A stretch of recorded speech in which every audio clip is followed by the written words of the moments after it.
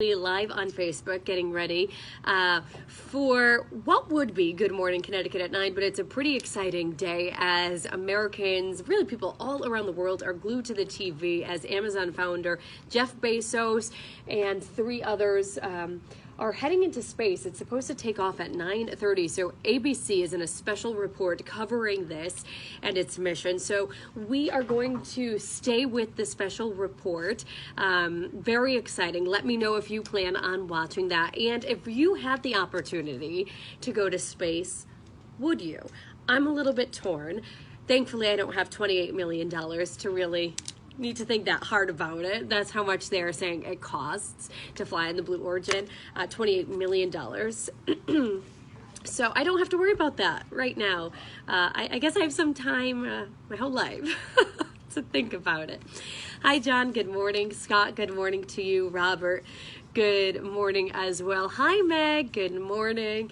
All right. I hope all of you are having a nice day. It's going to be a nice day weather-wise. No rain in the forecast, so that's quite a change. It is sunny, but the sun is it's a bit difficult to see. It's a bit gray in many areas, and Gil's actually saying that that is because of all of this smoke and the haze that is coming from Canada from the wildfires that are burning there. So that's pretty interesting. Other than that, temps will be in the 80s, 90 even in some areas. So it's definitely going to be a nice day before we expect some rain overnight and tomorrow as well. I hope you have a beautiful day and are able to enjoy the weather. Let's talk about some of our top stories. As I mentioned, obviously we are waiting on Jeff Bezos and others to launch into space. We'll continue to follow that for you throughout the morning while it happens. And then we're covering the American Academy of Pediatrics, who recently came out with a recommendation that vaccinated or unvaccinated children, even teachers, should wear face masks. That's their latest recommendation. And the CDC, originally not long ago was out that students don't have to wear masks. Now a top doctor is siding with the American Academy of Pediatrics. Samaya's been doing a really great job of explaining why they've come to the decision, what this means, and really what we can expect. Obviously, we know that the fall is going to be here before we know it. Kids will be getting back into the classrooms, teachers as well. So this is something that we will continue to follow nationally and on a state level to see what Governor Ned Lamont has to say as we approach the upcoming school year. The city of Meriden is getting its students ready for school, whether they be elementary, middle school, high schoolers, whatever, college students as well. Some vaccination clinics, pop-up clinics are going to be happening throughout Meriden through the end of July, through the month of August as well. One is happening today that Ken Houston has been covering. It's happening at Hubbard Park, just by the playscape there. And there's some incentives as well for college students who do get vaccinated there. They will be entered to win prizes like a fridge for their dorm, those dorm-sized fridges, a microwave dorm essential basket. So we've heard a lot about incentives, and we had the story yesterday about a Washington State man, just 23 years old, who won $1 million for getting his COVID vaccine. So we're covering that for you. And then we have some good news. Started off as some pretty troubling news this morning when we got word of a toddler was found wandering overnight in Middletown. We were given the information and the picture of the little girl from the Middletown Police Department. I shared that earlier on my Facebook. She was found overnight just wearing a diaper near Colony Drive. She was wandering on East Street.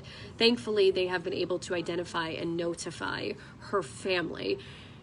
The police were able to get her, take care of her. They said she was unharmed. Still a very scary situation, and there's still a lot more to learn about it. How did this child get away or leave her home, if that is where she was coming from? Who was watching her at the time? Obviously, overnight hours. Were her parents sleeping? What's the story? So obviously a lot more to learn about that. But good news is that her family has been identified and notified. So that's an update with that. Lewis, good morning. Harold, good morning to you. Dash, hi, good morning.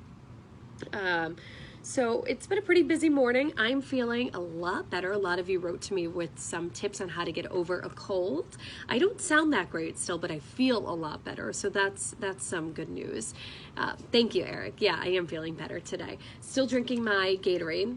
Gatorade Zero. I had some people write to me about all of the sugar that's in Gatorade. Yes, I know. So I'm going with the Zero to avoid all of that sugar. I hope you guys have a great day. National Lollipop Day, in case you were wondering, because we know there's a holiday for everything. My favorite's the Tootsie Pops. Let's see. I don't even know what flavor it was. Let's see. Let's look up the flavor. Do you remember growing up, though, and getting, you know, the, whatever the brown one is? That was my favorite Tootsie Roll Pop.